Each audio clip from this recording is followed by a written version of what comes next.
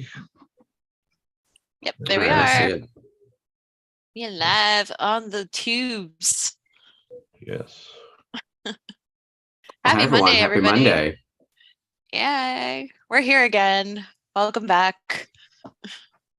Hello there, Sarah. We are ready to start the week. Although if you tuned in over the weekend, you probably saw me on Saturday too. This is a lot of Mark in 1 week. So, but Ashley is here tonight with Jeff behind the scenes, and we've got a fun watch along and another news roundup. Yeah, big celebrity announcement today. So, and some good VCN news too. So, Stay tuned. We got some stuff for you guys tonight. Yeah, it's gonna be a lot of good stuff. Great way to start the week. I like these Monday announcements because Mondays, I think people are like, Mondays, it's such a, you gotta get back to work and whatever else. And I forgot that it was happening at noon. So Spencer just texted me and was like, did you see? And I was like, I don't know what you're talking about. Let me see. So we'll get into that. Hi guys. You'll get that every week from here on out. I know it. I know. I actually have to start doing the push notifications again, is what I'm realizing. But I was like knee deep in a work thing too. And I was like, I got to deal with this in a bit. Thank you everyone for joining. Hi everyone. Thanks guys. Hello there. I think hello there is particularly fitting tonight based on some of the guests we've revealed.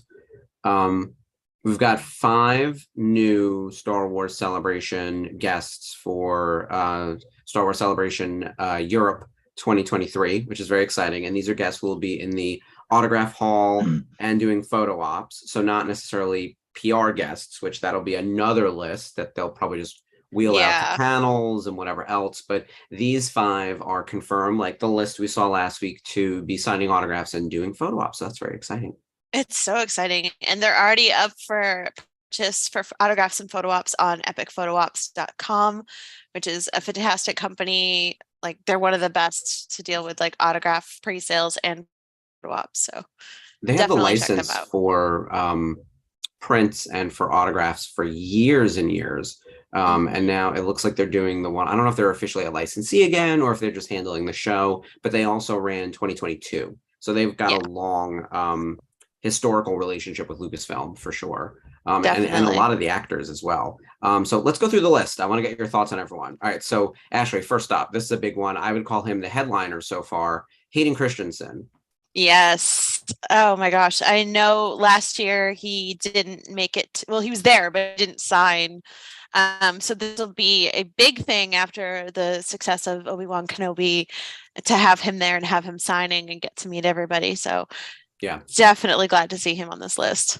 We get 2 major slices of representation from this list, or actually 3. I would say A-list name on the poster, right? Like main cast, like the dude, right? Yeah. He's also a prequels representation, which other than technically Anthony Daniels, no one else has been from the prequels. And Obi-Wan Kenobi, which was, again, the most recent show. We had 2 Obi-Wan Kenobi guests announced last week. So the Obi-Wan Kenobi, the big piece in my mind, like the big signing piece, it's coming together. Yeah.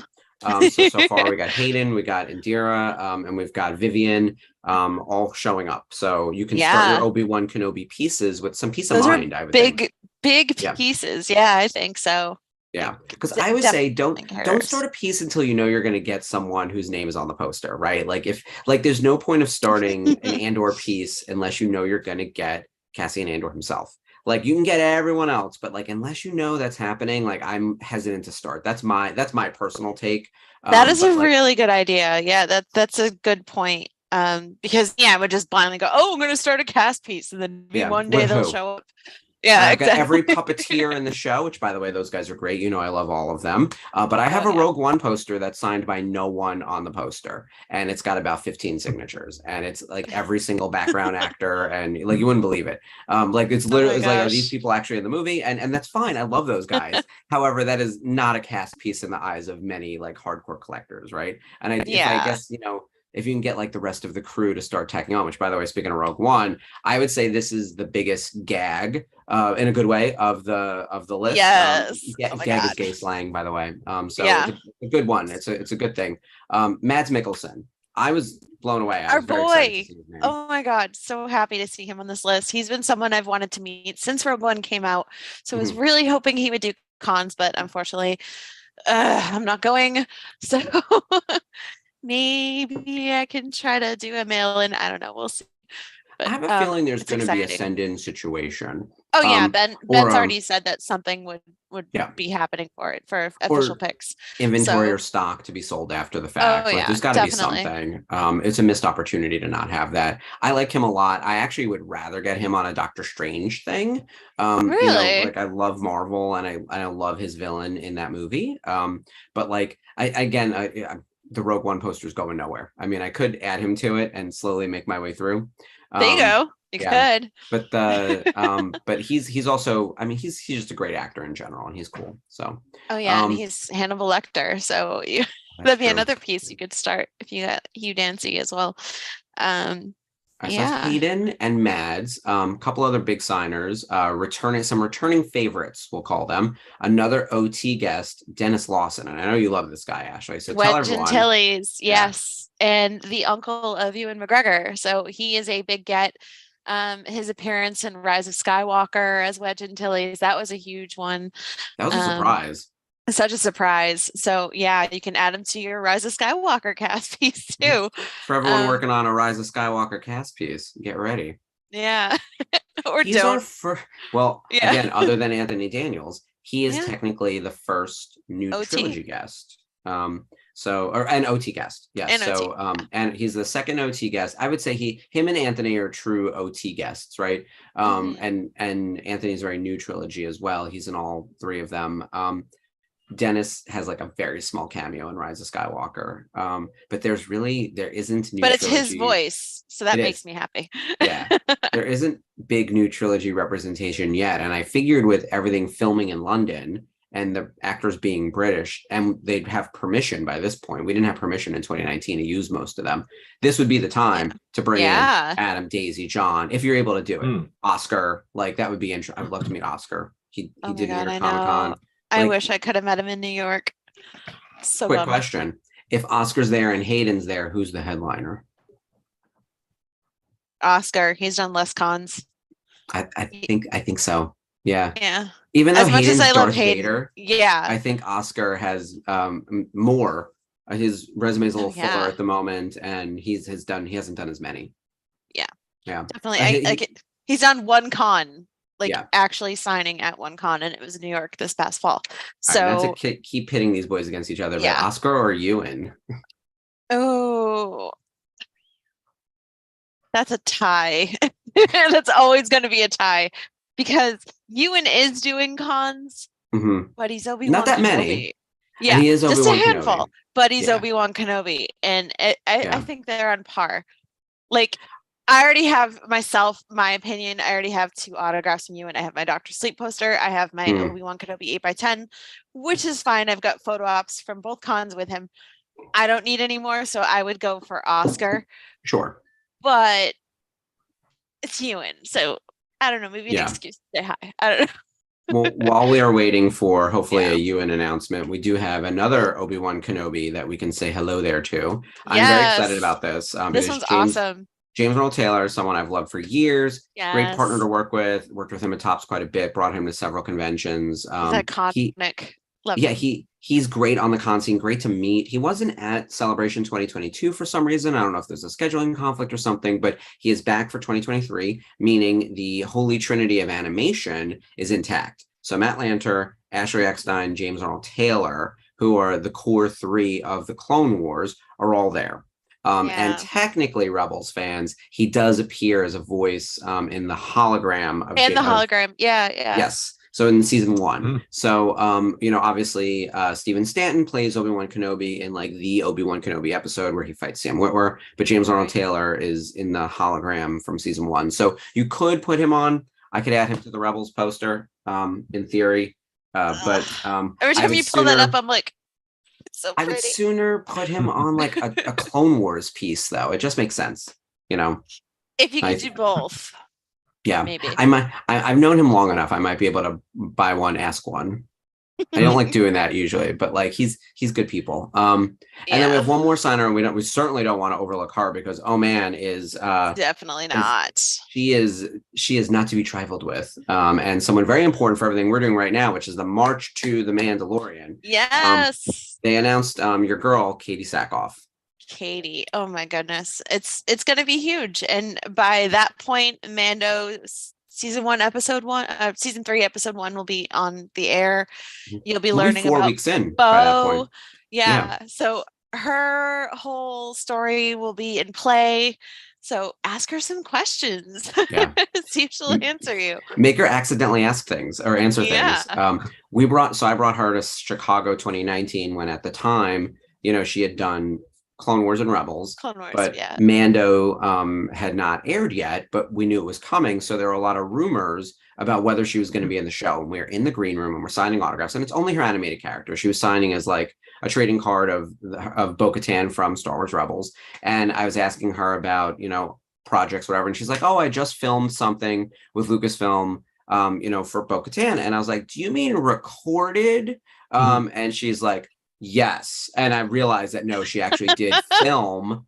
So she sort of accidentally gave it away. But by the way, it was in the green room with like me and one other person, but like everyone knew that Bo-Katan was going to be coming to the Yeah. Mandalorian. That And she was character amazing. means Yeah. so much to Dave and all the Yeah. Mandalorian characters that we've seen so far, and maybe even more like Casca Reeves and X Woves that are new for the show. You know, we don't know who we're going to see, but we know that Dave loves Mandos. Yeah. So it's a good I possibility. would love for there to be an army of Mandalorians. We're certainly as a licensee, I'm treating 2023 as the year of the Mandalorian. And we got stuff coming. Which they'll be actually this week, be on the lookout for something. That's all I can say there. So and then leading up to the March to Mandalorian and everything else. But yeah, this is a good list. So Hayden Christensen, Dennis Lawson, Katie Sackhoff, James Arnold Taylor, and first-time attendee Mads Mikkelsen. So I think we have 3 first-time guests out of the list so far. It is a mix of content, other than the new trilogy and other than like Star Wars Resistance. I haven't seen any like gaps. Like, because even the animated people like span Clone Wars and Rebels, sort of. And Mando has good representation. Obi-Wan Kenobi has good representation. Again, it's super, super early, you guys. Like, I expect there to be 40 people again. So we have barely scratched the surface. Exactly. We have like signers signing on certain days. We have other signers signing on all days. So there's plenty of room. Yeah, I think it's going to be great. I'm very excited. Sad I'm not tickets going. are still available. I know. Me too. I know. Single day tickets. Here. Well, that I feel like that's enough about Celebration, especially because I feel like I just talked about Celebration on Saturday. So, by the way, if anyone did, if anyone missed out on this, if you're prepared to sit there for 2 hours with me and the rest of the crew, we have some amazing guests who came on to the stream on Saturday, our intergalactic news desk. Spencer also made a little announcement. I'm just going to touch on it because he wrote it in the comments. I am officially a producer on the network now, which is very exciting. And the new lead anchor on Intergalactic News Desk, which I'll be running from Team America, along with Ashley and Dave and Jeff, while everyone else is having fun at Celebration in Europe. We'll be here working. So yes, send us lots of pictures of Mads and Dennis and Hayden and you as I sit here and cry. But I'm very excited about that, and the news desk will be coming your way, not just sporadically, but we'll figure out when there are like big news drops. We'll cover the Celebration reveals on our show, since it seems like Monday is going to be their drop day, and of course the happy hour tomorrow. I'm sure everyone's going to want to talk about it. I think that's a great venue to talk about shared pieces, what type of images you want. Like, I haven't looked at the official pick site in depth yet to look at like what's available. And then I'm sure on Thursday during the watch along, it'll come up, especially knowing that Katie's going to be there. I do want to plug the Thursday show real quick. That's huge. Yeah, the guest coming on Thursday, that's going to be really fun. Lots of big guests on Thursday. We have Tate Fletcher, who is Heavy Mando. Fantastic guy, awesome. He'll be joining the boys, as well as Emily Swallow, the armorer. Yes. The other half of my Bo-Katan rivalry. So, yes. I can't wait for these two because obviously they are a formidable pair on screen together. Heavy Mando, aka Paz Vizsla, House Vizsla, right? And I don't know her house, the armorer. We don't really even have a We don't name know for her. anything about her other than that she's the armorer and she's shaming Din out here. And she's in charge. And no one has challenged her on that either. That's what's so interesting. No. Like Paz went for the Darksaber. Interestingly, the armorer has not challenged Mando for the Darksaber. I think she knows she doesn't want it. But at the same time, I also think she has some power over Mando in other ways where like she could probably puppet him she's if like needed. The queen of the guilt trip. Like she knows everything about his Mandalore, like all the things that apply to him as a Mandalorian, being part of Death Watch in a way.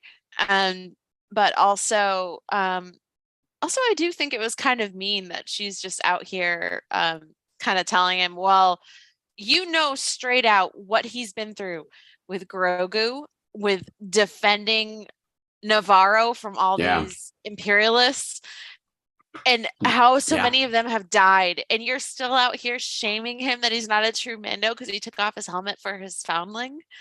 Like, I know, it's really rude. Exactly, which is why I need to see Bo-Katan kick her butt. So that's the dream. Meanwhile, in real life, Emily Swallow is wonderful. She is terrific, and she and Tate are going to make for good guests on the episode on Thursday. So make sure you tune in for that. So exciting! This March to the Mandalorian season 3 is really shaken up. We've got some excellent guests. We are starting early though. On Thursday. That's right. Yes, we're starting an hour earlier than normal, just to for some scheduling conflicts, unfortunately. So be sure to join earlier than your normal 6:30 p.m. Pacific, 9:30 p.m. Eastern, and come in an hour early, 5:30 and 8:30 respectively, and it'll be a good time. Yeah, I'm excited for that one. I will. Great. And I could do it on Thursday. Like Thursdays are always really weirdly busy for me. But I'm here on Thursday. I'm going to be in the chat, not on screen with the rest of the boys. I'm not going to be involved on camera, but I will be in the chat, which is always really fun. Last week was great too. I thought the conversation last week was really fun as well. It definitely was. Yeah. Again, Hal coming with so much knowledge and information. Yeah. It's always he's got to have a podcast, that man. Like, so by the way, I know there's no shortage of podcasts in the world. As we sit here on Monday nights talking about Rebels. But like, he's so captivating. Like everything he's got, I was like, I have 12 follow-up questions. And that's the reason we couldn't have him on. I'd be interviewing him for days. So we have time constraints. Yes, exactly. Which, with that in mind, we should start our episode because it's all right. So it seems like now, boys, ladies and gentlemen, Mondays are going to end up becoming a quick little celebration recap of guests at the start, and then we'll jump into the episode. So good thing we're doing just one episode a night, which has been our new thing as we head toward Mando season 3. And then we'll jump into the episode and we'll talk about some of the other big news and, of course, anything else going on in the network. But this is a worthy episode to be watching. To get ready for Mando. Like this is a banger. It really is. It's so badass. Like you don't know what you're dealing with. This is our first introduction to Fen Rao, and I don't want to say fugitive Mandalorians on Concord Dawn. So it should be cool to see. So definitely join us. I mean, they're exiled. So, which explains why they team up with the Empire. It makes perfect sense. There's a lot of Mandalorian, I guess, Civil War history. Yeah, if like people from the outside saying stuff about them, and it's like, oh, this is harsh. And then you see it play out, and it's like, oh, it's also accurate. So that's fun to see happen. Also, this is like a shockingly great Kanan episode, which I forgot until I rewatched it. I was like, right, because you think Sabine, she's also got a great arc here. Hera has some great moments here, but Kanan really shines, and we talk a lot about the philosophy of Mandalore versus the philosophy of the Jedi. And so we're going to get into that, which made me think of like Grogu and Mando, and what are all the various philosophies of what it means to be a Mandalorian and what it means to be a Jedi or a Force user and all of that. Like these are the breadcrumbs that like people have picked up and started running with the story in the Mandalorian and probably within the Ahsoka show as well. So I think this is a great primer for anyone to watch. Also to understand like who are all these damn people? There are so many Mandalorians. Yeah, so start picking out your now, kids, because there's more to come in Mando season 3. Yeah, so, oh boy. It seems to be a lot of them just based on the trailer. Yeah. There are, I don't know. Every time I think I got them all like counted in the shot, they drop more from the plane, and I'm like, a list this long. Yeah. I do need that orange helmet. I've been thinking more and more about the orange helmet with like Loth Cat. Like at some point. All right, let's dive into the episode. Ashley, count us down. Oh, where are we? It's season 2, episode 13, Protector of Concord Dawn. Okay, so we are going to start in 5, 4, 3, 2, 1. Play. You know, if it wants to. My Disney Plus is terrible. Okay, sometimes here we go. It like buffers for a second. Yeah. My ideal to click it first and then pause it and back it up before we start. Yeah, that's exactly what I did, but it's it still did it. That's no fun. It's through Xfinity. So we have Commander Sato joining our ghost crew here. Good old Keone. Oh, I love him. He's great. He's an MVP of season 2. Yeah, he is. Season 2 is such a great build for the show. It feels bigger. It feels more connected. We've got Rex, we've got Ahsoka, we've got the Inquisitors chasing after them. We've got Keone, who represents the connectivity to the larger rebellion. We see the Ghost now, instead of being this isolated ship that's just the 6 of them, it's now they're a part of something bigger. And so the world expands. And as it expands, the threats expand. And so now this time around, there's a little bit of uncertainty. They're not sure, like, is this a threat or is this a group that we can like pull to our side? Like Kanan's saying right here, can we try diplomacy to talk to these Mandalorians and help us in the war against the Empire? I think it's a noble effort, but we don't know because they could just turn out to be lunatics, and they kind of do actually. But like this is a great debate right here of like, we need friends like the Mandalorians. Kanan and Hera sort of aligned, and Sabine's like, you can't trust them, they're crazy. It's awesome. Even Sato's like, yeah, these warriors don't know anything about diplomacy. Yeah. Well, again, it's painting with a wide brush, right? This sort of idea that the whole of Mandalorians are all just a warlike, crazy people. We know that's not true because we spend so much time with Satine. We spent a lot of time with Bo-Katan when she was both with Maul and then after Maul, right? Yeah. There's a lot of complexity there. And the infighting was because they were dealing with terrorist cells and all of that kind of stuff. So, and Sabine is a Mandalorian. She's sort of a fallen former Mandalorian, I guess, in the eyes of some of these people. Yeah. But she's complicated and interesting. So the painting with a wide brush thing always makes me uncomfortable.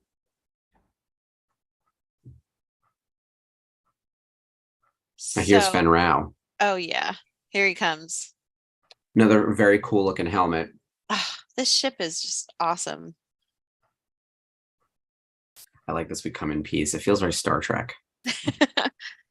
And Fen was got his name from Brad Rao, who's one of the showrunners. So that's really cool. I love that they just kind of incorporate them into things like Poe Dameron was named after Morgan Dameron, who is an assistant for J.J. Abrams. So it's little things like that kind of go into the lore, and I love that. Yeah. And sometimes they give us a little bit of that information in like the Rebels Recon or like the Rebels art book. There are all these little things that are out there, and we have to like pull them all together, and you can see how it's made, which I love. Especially the name. Melch is after Stephen Melching, one of the writers, and yeah. So I have a friend who is she is a cosplayer. She's a costume builder. She has her own Star Wars inspired jackets and vest company called Gabracrete. My friend Emma, and she did a Sabine inspired jacket, and she dropped it yesterday. And I have one like kind of on the wait list request for her, but it just looks so good. Oh, that's so neat. Good. What's funny is it's that black and white season 3 armor looking. I love that. That's very cool. There's the back. Oh my God, that's gorgeous. So it's got the purple with like the phoenix. Oh, she does such an amazing job. And it's stunning. So I'm just like, I want it. But like I said, I got on the wait list for her commission. So we'll see what happens. You have to send me that link. I want to check it out. Yeah, I definitely will. She's phenomenal. She makes such cool things. So I'm she so did like drawn into this helmet now. Like I was like, can I do this with an existing mold? Yeah, you might. If you just kind of like add additional like I don't know, like around his visor, it pops out a little more. So you can imagine there being like a 3D piece or something, like a 3D printed piece, maybe. Like something you would have to mold on to. Just sort of like a shore trooper style helmet. Yes, that's what I was thinking of. Because our shore trooper has that extra like But then and this just reminds me I need to order season 2 Sabine helmet from you. It's still coming soon. I know. I need to order it. Look how cool it is. I want it. Ugh. I like the Hera helmet too. It's very unique based on her tendrils, right? Like that's a very cool fitting. It's just enough for here, so it allows her flight cap to keep her oh my God, I'm blanking on them. I always call them tendrils. I know it's the wrong word. Yeah. No, oh my goodness, why am I blanking on this helmet? The ear cap.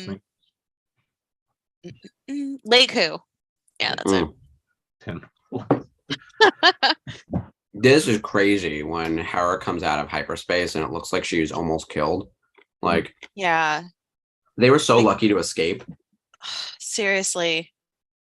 And look at Kanan. Kanan is terrified. Yeah. Hera is one of the best pilots in the entire fleet. So if she almost died dealing with this guy, we're in a lot of trouble. And you could tell that like Kanan is like, and Sabine blames herself, even though this wasn't Sabine's fault. And she's so nervous. Like everybody's just scared. Yeah. And they let him in. Oh. Exactly.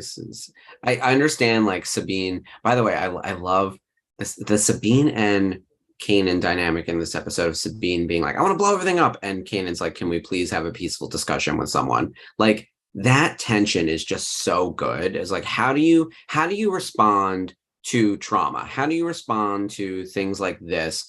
Like, what's your next step? Is it revenge? Which Jedi don't do revenge, right? Mandalorians sure do. And how do you negotiate with someone like a Mandalorian? Like Kanan infiltrates and then has like a really complicated conversation, and you can see he's making progress. And Sabine's like, I'm gonna blow this place up. So I love the two different approaches, and they're both valid in different ways. This would be another good unifying force discussion. What's your go-to philosophy in this kind of situation? Is it Mandalorian? Is it Jedi? Is it some other form? Right. And Sabine is letting the Mandalorian and come out like, I track them, we're gonna go get him. Yeah. I this is really bad, but I kind of like I kind of equate Mandalorians and their warrior spirit to being Italian and just being mad at everything. Oh yeah, so, that's my side. That's my extended side of the family. Everyone who's it is very just high energy. And by the way, the houses are like so crime families, right? So totally. It's the same sort of structure. Oh, they did a thing in Rebels Recon where it was explaining that the clans are under the houses. So like you could be House Vizsla and then Clan Wren, and Clan Wren was under House Vizsla. So there was like a structure to it. Yeah. So we find out later in the episode, Sabine Wren, whose mom is Ursa Wren, is part of Clan Wren, which is under House Vizsla. So she's still House Vizsla. And I was like, okay, that's helpful to understand. Like it's almost like continent country or country state or something. Useful for Mandalorian lore. And yeah, I think this episode is a really good primer for anyone who isn't familiar with like the politics of Mandalore, or the understanding that like Mandalore is not one planet, it's a system of planets. It's got all these different houses. These people were banished, and that's why they're aligned with the Empire now, which is not great. And it doesn't actually end well for Fen Rao. We saw that in the episode we watched last week. We already watched the sort of conclusion to this play out next week. Fen Rao was captive, so we don't know how this ends. But it was, I think this story was really interesting. Yeah. Yeah, Chopper didn't want to leave Hera, No, of course not. so he's kind of upset that they took him. But I He love doesn't that like Sabine anyone made it except anyway. her. Yeah. I At this point, yeah, like Hera's his person. You know how Yeah. cats have that one person that they like a lot, and everyone Yeah. else is just kind of, I'll deal with you, whatever. Oh yeah, That's both our Chopper. cats have Chopper's a chosen cat. my husband. So because he was working from home and I was Yeah. at work. So they just bonded with him. And so I'm the other one. So yeah. Right. It's very that, especially black cats. They really bond to like one person and they Oh, both just yeah. picked him. And I was like, can I have one? Can I have one cat? Yeah, the next one you get. I'm gonna get a third cat. That'll mess up everything. That'll be amazing. I want this loth cat armor. Like I thought about it all weekend, Ashley, and I had I like knew it. I knew it. yeah. And I was like, do I have an artist who I could commission to make something for me? And I was like, she's on speed dial. So For I've real. been thinking Anytime. about it. Yeah. Oh, that'd be so cool. Meanwhile, I do love Sabine's armor in season 2. I think it's I like the little, like, you know, the orange and purple just work really well. And it's before she got her Mandalorian gauntlets. So she has these really cool like gloves, but they have just splattered paint all over them. It's a very cool look. And it's a little bit upgraded from season 1, I think. Like season 1 was a little cartoony. Like this feels a little more serious. And then by season 4, that purple with the yellow, which is only in like the back half of season 4, is like very mature looking, which I love. But and my friend Emma did the epilogue Sabine cosplay, and she looked phenomenal in it. So that's very cool. Did she do the short hair too? Like, oh yeah, she's got like, short hair. I'll show you. Oh, amazing! She's just awesome. Sarah, yes. Well, here's the thing. Everyone from Rebels Revisited is 100% invited to join the Lothcat clan. So I think that we should go as Mandos with armor, and we do them all in orange, which is like the Rebels. Oh, wow. That's amazing. The silver and the red are just gorgeous. Stunning. I gotta look into it. I have a lot of reference pictures. Color is very hard with animation turning it into live action. I'll tell you that. It really is. But she does her own Mandalorian characters too. So if we as a crew were able to do like orange kind of gear, like helmets, we need a good paint job, a little signet with like the Lothcat on there, like we were the Night Owls. Like we could move as a crew. I think that'd be really fun. Totally. Like any day. I'm gonna start looking into some of this. Not that I'm also working on Mandalorian parts and pieces for something completely unrelated. One of the future racer designs could be like a Lothcat crew. Oh my god, I love that. I know. I've been campaigning so hard for that. So hard. I was actually thinking, oh, that's gorgeous. All right, I gotta follow this lady on Instagram, so you're gonna have to send me her info. Yeah, let's pose this question to the group, and maybe this is like a poll we could put in like the larger Facebook group for anyone who's not watching live. But like, should we do not like we have Rebels Revisited shirts? Of course, I'm not wearing one today. I'm wearing another unlicensed piece of nonsense. This like Doctor Who, mashup. I love that. It's like R2 is a Dalek. Cybermen. Yeah, R2D2 as a Dalek is like the greatest thing. And C3PO as a Cyberman is just so dumb. It's perfect. But like if we did a racer that is Lothcat, orange, Rebels, maybe there's a Rebels Revisited logo in a small way somewhere, like for all of the Rebels Revisited super fans, like that could be really fun. Yeah, let's look into that. I don't know what minimums are to order like a run of that size. Like I know on jerseys we needed to get to a certain number, but we have time, and we don't necessarily need them for Celebration, but maybe for San Diego or whatever the next big con is. That could be fun. Or just because it's awesome. Just because, and we want Lothcats. Yeah. Oh yeah. I can't get enough. Meanwhile, this team up with with Kanan and Sabine. I love the honesty that he approaches Fen Rao with. Like they have history, whether Fen wants to admit it or not. Like his Skull crew flew in to save young Caleb and his master Deepa when they were pinned down by in the Clone Wars. Yeah, they go back. So that's why I was saying earlier, this is like a shockingly great Kanan episode. We get some insight to his time in the Clone Wars. He's really choosing diplomacy at a time when everyone else is ready to just like blow stuff up. Everyone's really mad and angry and sad, and like somehow his like Jedi powers are like keeping him calm. I know I would have blown up everything, like if that was my husband, right? Mandalore, like, yeah. Yeah, so I would have been like, there'd be no one left alive. Like, he's a Jedi. He could just fly in there and just slice people to death with his lightsaber. There would be no need for negotiating. But he's still thinking what Hera wanted, which was like, let's get some recruits. And if Sabine you follow, has like, to be careful because she's letting her need for revenge cloud her judgment here. Exactly. As you can see, she allowed herself get pinned down by all of these Concord Dawn people. Yeah, exactly. And this is like Jedi training 101. Like, don't let your emotions prevent you from making the correct logical decision. And I think Kanan is following that very well. He becomes a better Jedi as the series goes on. And it also makes him a good teacher too, because he and Sabine have excellent scenes that are coming up in the episodes we're going to be watching, like the Trials of the Darksaber, which is actually that's next week. One of the best, and it's more so Sabine and Kanan on screen together, and they're tremendous.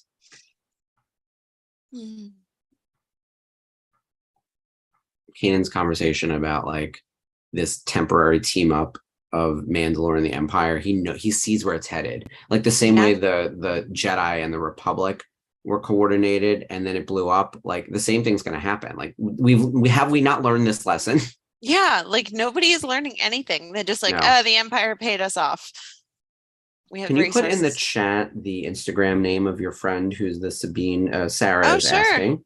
And then Catherine and Sarah and a few people I see are interested in racers or whatever.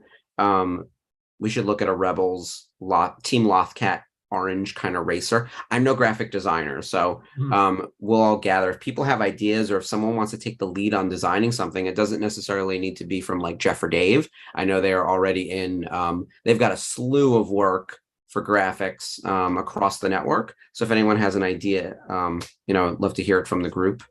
Yeah.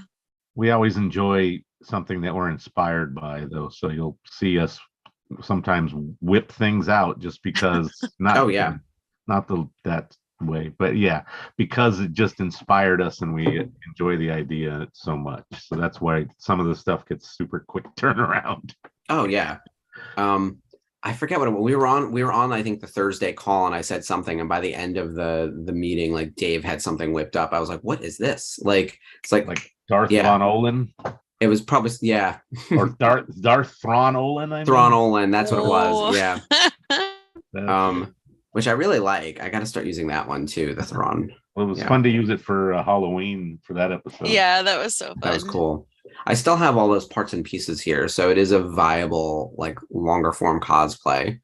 Meanwhile, I love this moment with Sabine going up against Fen Rao. She's nothing if not confident. Like she does not care. Like she's gonna go down. She's gonna take this guy out. This is a very gunslingery thing. I love it. Yeah. The draw. Oh, that's cool. You can see like every pore. The animation on that is gorgeous. That explosion was insanity. Yeah, girl. Look, she was smart. She didn't kill anyone. I love because the whole time Kanan's like, no killing. They use the K word over and over again in this episode. I forgot how many times like Kanan has to be like, you can't kill anyone, no killing. And Sabine's like, you're making it really difficult for me. I think that stuff is so funny, but it's also like a children's show where he's like, stop trying to kill people. And I don't think there's a body count in the episode other than the one pilot who was shot down in the opening sequence. Yeah. Like, other than that, because Hera survives. The one guy from Phoenix Squadron was killed, but I don't think any of these guys are dead. I think like all of them took a little collateral damage blast, right, from the explosions. Yep. But it doesn't look like, and they capture Fen Rao, so it's not like they're killing him. He eventually becomes an ally too. We all know this. Right. We're going in, we've seen the show. He's in the finale. Like Fen Rao makes it to the end. But she just admitted to Kanan that she put charges on his ship and he's not going to live if he tries to take off in it because she'll blow him up. So they have to go out and like tell him, stop, you're going to blow up. Yeah. Team Lothcat is coming together. Yeah. Yeah, some of Sabine's armor image. I think that there's some really interesting things you could pull from. You would want like the Phoenix logo. You would want some of Sabine's like splatter paint, the checkerboard, which apparently the checkerboard, when they created that design, they realized it was accidentally similar to like one of the original trilogy helmets. I want to say it's Biggs Darklighter has the black and white. Yeah. And so originally they were going to connect her to him, but it made more sense that they needed Wedge, which is why she extracts Wedge in that episode and not Biggs. But either way, like that's an interesting thing to pull from the Lothcat design itself. Ezra has a little something on his jacket. There's definitely iconography we can find from these characters to create something. Yeah, really definitely. And a little shoulder piece on the jacket that looks like a signet, and it's got the Lothcat on there, almost like Mando armor. Chopper to the rescue. Meanwhile, Kanan made quick work of this, and it reminded me of the scene of The Mandalorian when he's going up against Gideon in the TIE fighter with his jetpack. Yeah. Like, I'm telling you, Rebels just keeps getting repeated into other forms. Like, Filoni's like, oh, that was really good. I'm going to do it again in live action. Do it in live action. Yeah, exactly. Live action remakes. How dare they? Some are great, some are not so great. But this is good. I mean, they have a prisoner now. This is a first. And also Sabine wounded him. Like she shot him in the wrist. Yeah. So I like that they're gonna lie and cover since he's not gonna tell anyone that he's captured. Like, hey, I just saved you from accidentally getting blown up. So you owe us. Yeah. So good. Successful mission. And they did, we don't know this yet, but like they did actually get a Mandalorian to join their side of the cause. We won't really see the fruits of that labor until the end of season 3 and going into season 4, but Fenn Rau will prove to be a more than capable ally in the rebellion, and ends up on Lothal. He's one of the people on Lothal in the finale. Like, yeah, that group is such a scattering of nonsense when you look at like who Ezra brought together, Purgles included. Like, this show went out of its way to point out that you need every member of all the different groups to form this rebellion to take on the Empire. It takes all of us. It's a quilt of many, many colors. Exactly. Everyone from all walks of life, many star systems, many people you were enemies with are all joining the cause because Callus, the greater Fenn Rau. evil. Yeah. Billy D. Williams. Like it was all Hondo. Lando. Where's Han? So excellent episode, right? One that doesn't get, I think, the credit it deserves. Like, it's never on the big best of lists, but this is a really I have to say, one of the coolest things is having Henry Gilroy come by my table at San Diego Comic-Con and hold my Lothcat. Oh, that's awesome. It was so cool.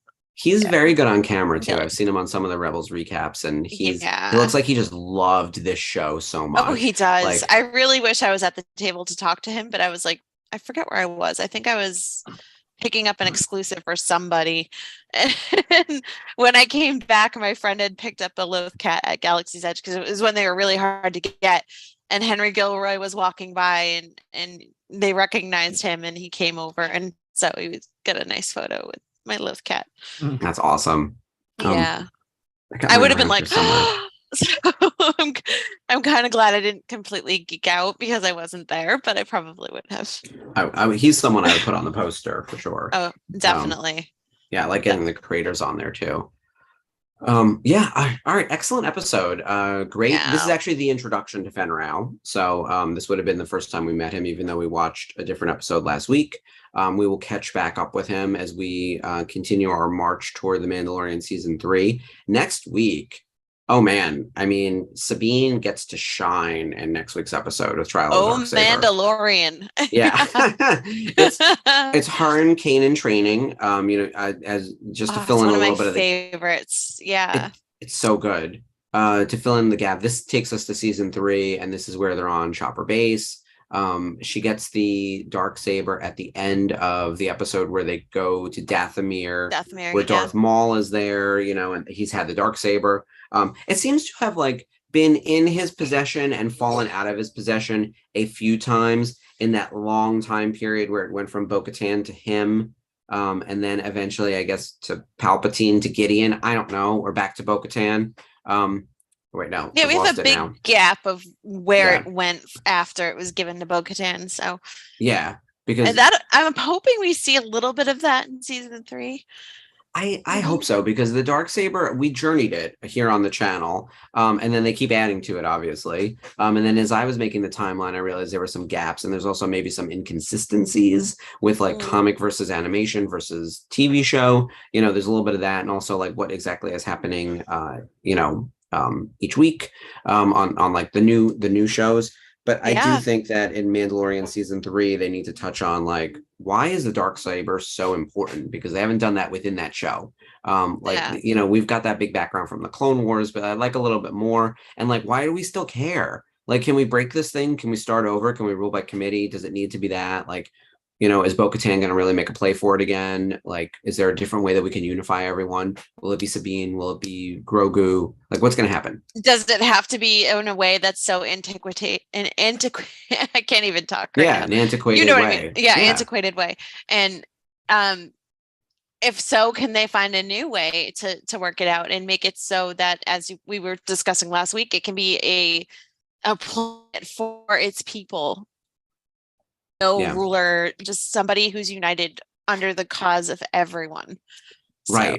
And well, it goes back to, what does it mean to be a Mandalorian? I saw a really great meme, and it's all text, so I'm not going to read it all, but it was basically like Din being like, no, I just wanted to save my child. And it's like, he took on one of the most dangerous Imperials in single combat to protect his family. He is the Mandalore. And he's like, no, I'm not the Mandalore. I was just doing whatever. And it was everything he said just made it more acceptable and more wanted that he should rule because of his just basic actions. And it was protecting his family, like, taking on the Empire, all of these things. I think there's going to be a lot of anticipation for answers to some of these questions as we get to Mando season 3, and we still have a month to go, and maybe another trailer at that point, right? Or a TV spot or something. We'll definitely have TV spots. I've seen one of them at least pop up in my watchings, so that's pretty cool. Like, narrated, there's been some narrated by Rosario Dawson too, so it's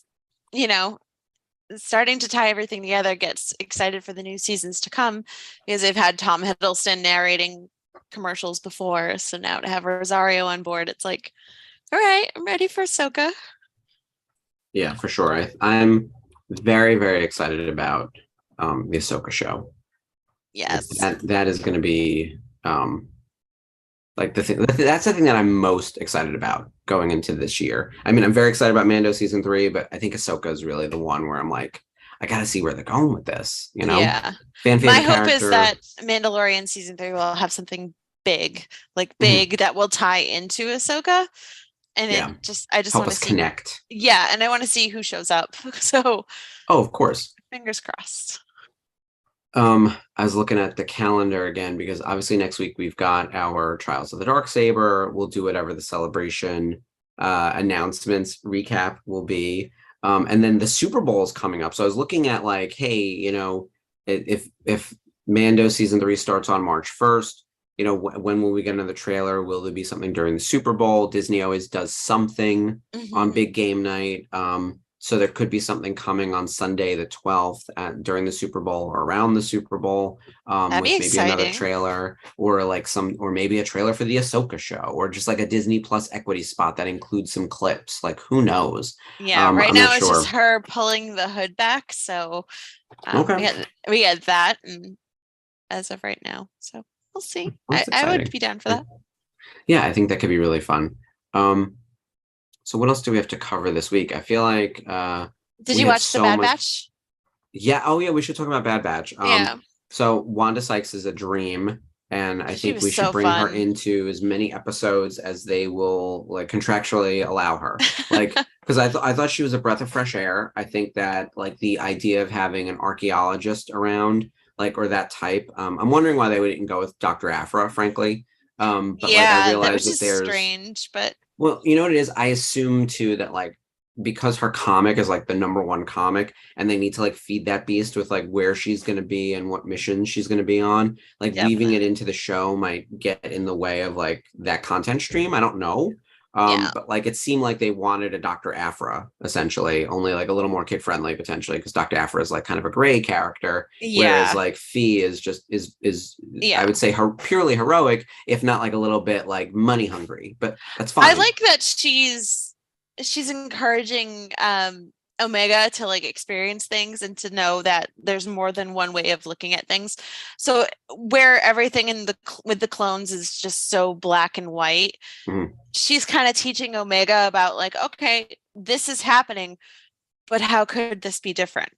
Yeah. And it's just giving Omega a lot of like different viewpoints on how to see difficult situations, and I think that's going to help her problem solving as she gets Problem older. solving. Yeah. Using the compass, going exploring without a specific mission other than just to find, right? Yeah. Like this was, hey, we're just going to go explore. This thing is taking us somewhere. Here are booby traps around this thing. Here's how to navigate around them. Like it was very Indiana Jones. It actually reminded me a lot of Last Totally. Crusade. Right down Yeah. to the music. Yeah. Oh it my was God, yeah. amazing. Which I gotta tell you, aren't they like greasing the wheels for us to like start caring about Indy again? Like you see it in these little ways, and I was like, Lucasfilm is nothing but synergy. Yeah. I thought Totally.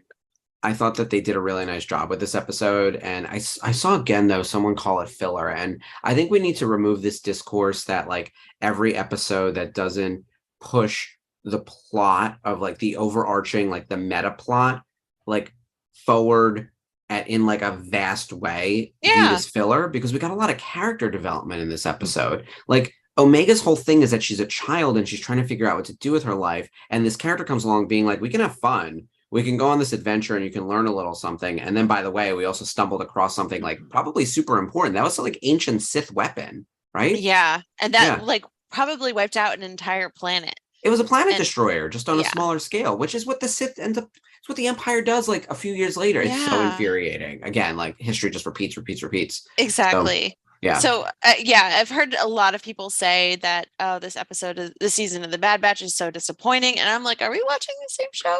I know. Are you I agree. sure? It's so much better than season one. Yeah. So It's and by the way, kind of taking us to early seasons of Rebels, like laying the groundwork for more awesome, and totally here for it. Again, the character development is so important. So yeah, I prefer that than just, it's the difference between story and plot. I remember Kat said it once, and she was referring to something as like all plot, no story. And I was like, yeah, there are definitely times where like I feel that way about Rise of Skywalker. There's a lot of plot. And it's like, okay, we're just going from place to place. Whereas like Bad Batch, like, yes, we spent a weird adventure on this little planet, but we learned a lot about each other. We also learned that we can really trust Fee. Like if you were worried about her because she might make the decision to like cash in and leave you behind to die, she's not that guy. Like, you know, not even Han. She's not like, if you were worried about her being like as bad as Hondo or worse than Hondo, no, she's much closer into like a Lando or like a Han than you know, probably closer to Han actually, and which how I really she like. was totally, and how she was addressing Omega, like she wasn't talking down to her, she was encouraging her, she was very supportive. Like when she found the compass, she wasn't like, oh, this is junk or this is crap. Like she was just like, ooh, what's this? And where Sid is very dismissive. Yes, she was affirming. Yes, so it was, I think that will lead to some severe growth for Omega, like just encouraging her to see things differently. And I think it'll ultimately lead to saving the boys from some bad luck later on.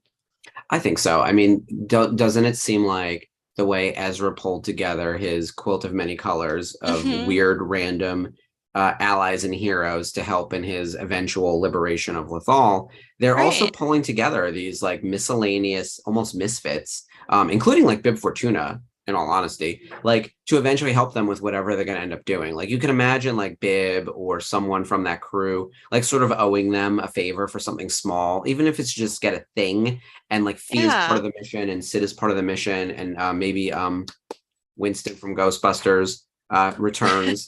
Like, you know, like you could imagine that crew then becoming more than just the Bad Batch. It's also like the Batch of Misfits, and they're all gonna play a part in whatever, you know, Clone Plan 99 is, or whatever it is, whatever the finale is. Like, I know it makes me nervous. One, it's the upside down of 66, and like I know Clone 99 refers to the one we think of, Clone 99, but like what's happening in that episode? I'm already stressed about it, and it's months away. I know. As soon as I saw that episode list, I was like, wait, what does this mean? What does this mean? What am I reading here? So, which, with that in mind, like Mando and Bad Batch are going to be on at the same time. Like it's going to be another situation where we've got an overlapping show, and I think I'm nervous now that Bad Batch is going to get lost in the shuffle. yeah, I don't think so. We'll still watch. We will. Yeah. If anything, it will still be on the Wednesday, right? Like Mando will be on Wednesday this time. So yeah, we'll have both of them on at the same time. Watch one, watch the other. They need to pick alternating days. It makes me crazy. Because we also have, by the way, I think we're in like, I don't want to call it peak TV. But we're in a really good moment right now where there's some excellent television happening. I'm obsessed with The Last of Us. Oh, I'm my still God. devastated from last night. I no spoilers, but for anyone who's watching The Last of Us, if you haven't watched last night's episode, one, stay off of Twitter because it was my entire Twitter feed. I'm going to show you something that made me absolutely, as a masshole, it totally made me infuriated. That is not 10 miles from Boston. No, that's not 100 miles from Boston. That's like the Pacific Northwest. Exactly. So the tweet was getting belligerently angry when The Last of Us tries to claim that a mountainous terrain that's clearly northwestern is 10 miles west of Boston. Yeah. Outside of that river, that makes no sense from a geography perspective. It was sort of a near perfect episode and not at all what I was expecting, because I know a little bit of the plot of the game. And then like I knew we had like 2 LGBTQ or just we have gay characters. So how is that going to play out? And it is very different from the game. And I thought it was amazing and beautiful and fantastic. And I was like devastated in the end because like, it's also the end of the world. It's the apocalypse, where I was devastated at the end of episode 2. It's like I was devastated at the end of the first episode when they killed that kid. I was like, what is happening? I was like, are we ever going to have a happy day? Someone even said too, like, this was the happy episode. And I was like, oh, the one that left me in tears. Great. The Last of Us, if anyone in the chat is not already watching, highly recommend. And then I also just started watching Poker Face with Natasha Lyonne. And that was the Ryan tremendous. Johnson series. I want to watch it. It's on my list. I finally watched Glass Onion. Oh my God, it was spectacular. Yeah. What a year for Ryan, right? Like this show is unbelievable. Glass Onion was tremendous. He's really having a moment.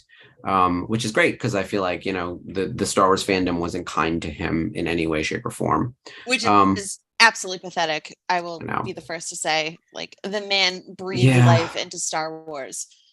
So yeah, I feel like he understands Star Wars. Now, if you like, there are definitely legitimate complaints you can make about any of the Star Wars films, 1 through 9. Like you can stack up the legitimate complaints. My concern is like the discourse that happened around 8 were all like nonsense complaints that we've now identified as like problematic, like and things in the fandom, like the rampant misogyny and racism, right? Like those were things that like just ran wild during episode 8 and it was unchecked and it just like seemed to spiral out of control and it helped sink that movie, unfortunately. And like it was bad. But like Ryan, I feel like has risen from those ashes. I still don't think we're going to get another trilogy from him. I don't think it's not officially canceled, but like, why would he do another Star Wars? Like, why? Like, continue making movies for Netflix about murder mysteries, and this show is a murder mystery as well. It's not exactly a procedural, but like it feels a little bit Murder, She Wrote, a little bit The Incredible Hulk.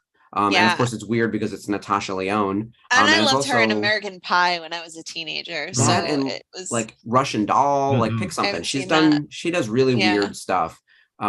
But she's also but she had a cameo in Glass Onion, so that was really cool. On the Zoom call playing Among Us. Like that was because of course surprising. Yeah, Ryan has Stephen Sondheim, Angela Lansbury, which coincidentally was both of their last roles in something, and just and to dedicate the movie to them, that was really cool. But yeah, Ryan he gets it.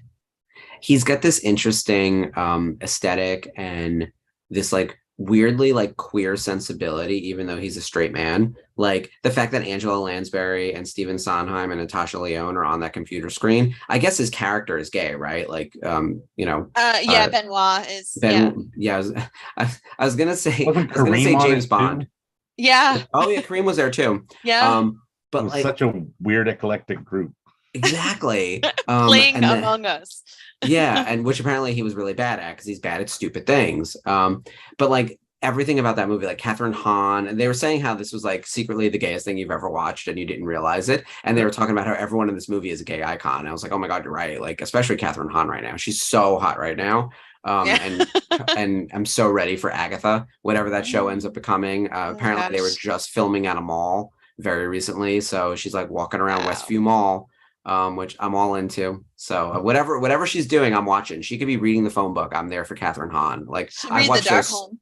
I've watched those stupid bad mom movies just for her. Like they're so terrible and they're so great. The Christmas one is like mind-blowingly bad and so much fun. Yeah, highly recommend I've that never one seen too. those. As we get back to the Christmas watching, Bad Moms Christmas, which is like Mila Kunis, and Catherine Hahn and a bunch and their moms like all having havoc around Christmas. But Catherine Hahn's whole story arc is that she dates a male stripper, who's the hot guy from This Is Us, the hot blonde. Justin? Sure. I don't know the show, but like I don't know. yeah. Justin Hartley, that's all I know. That sounds right. But Yeah. but it's hot garbage, but it's so much fun. I mean, it's and that kind of thing. It's like it's a really cheesy. Yeah. Oh, okay. So Sarah, right? These are Sarah terrible fully movies, but they're supports so you. much fun. Yes. Tell everyone you've ever met to go watch the Bad Moms Christmas, and you don't need to have watched the first one. But apparently, Christina Applegate is like the main lead or the main villain in the first one. But yeah, that's our we'll call that Star Wars adjacent news since it's Marvel adjacent. Yeah, definitely. All right, we are just about at our time for tonight. We could end on time. Yeah. Could that be a first? I can't imagine. No, we've done it before, but I can't count any more times than the one. So yeah. But it's really exciting, and we'll go over what's coming up in the VCN this week. We've got a really full slate of programming. Obviously, tomorrow is happy hour, so everyone jump on to the Zoom, followed by the Bad Batch watch along for the episode we were just talking about, Entombed, starring Wanda Sykes, which is very exciting. Keep an eye on all of those indie references. Yes, very Indiana Jones. Yes. Here's the thing, going in, I remember talked about I was like, I'm not that excited about the Bad Batch, and then this season is delivering. So I'm excited about tuning in on Wednesday and seeing the next episode, which was not how I went into episode 1. So big shift in these 5 episodes. Totally. Do you want to talk about Thursday? So Thursday we got Tate and Emily joining the boys on the virtual Cantina. Their watch-alongs leading up to Mando season 3, so they'll be joining the boys and dishing about their time on the show. So that'll be exciting. This episode is Book of Boba Fett, chapter 5, I believe. That's the one where it's called Return of the Mandalorian, and it's basically the bottle episode of Mando within Boba Fett. Yeah, we actually just had a bottle episode last night. 2.5. We actually, funny enough, we were talking about that being a bottle episode just a couple weeks ago, and we just had a bottle episode last night, sort of on The Last of Us. Like that whole thing felt it does connect, and we do see Joel and Ellie, but like we could have just isolated all of the Bill and Frank stuff into its own episode because it really does feel like its own encapsulated thing, and it was so beautiful. Again, it was so beautifully done. If you want to cry yourself to sleep, check out The Last of Us, and then you can watch the Natasha Lyonne Poker Face. Thursday, tune in for the watch along. Again, it's starting an hour early, 5:30 Pacific, 8:30 Eastern. And then do we know what's happening on the Sunday show? Yes, they're doing the Jedi Archives, and they're dropping the High Republic, the Blade #1. So that's a very cool comic. Talking about that. Yes. Very cool. All right, so Sunday, tune in for Jedi Archives. And then again, the Intergalactic News Desk, which I'll be leading up with Ashley and Dave and Jeff as Spencer moves behind the scenes. We're going to be doing this probably every other week-ish. Yeah, exactly. The FOMO, Team USA. We'll probably have our next one on the 11th, whatever that's Saturday. We're going to be on Saturdays is our plan right now. So yeah, we'll make an announcement in the group.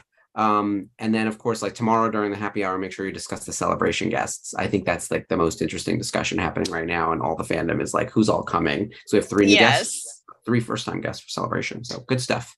That's awesome. Yeah, I'm so jealous of you guys who are actually going. So we'll keep the good news coming so we can live vicariously through you. That's what we want right now. Yeah. So Right. Well, I think that does it for tonight. Yeah, we're all set. Thank you guys so much for joining us. It's so good to see you guys all in the chat, and huge thanks to Jeff for being our fearless producer. Appreciate you. Thank you. You're welcome.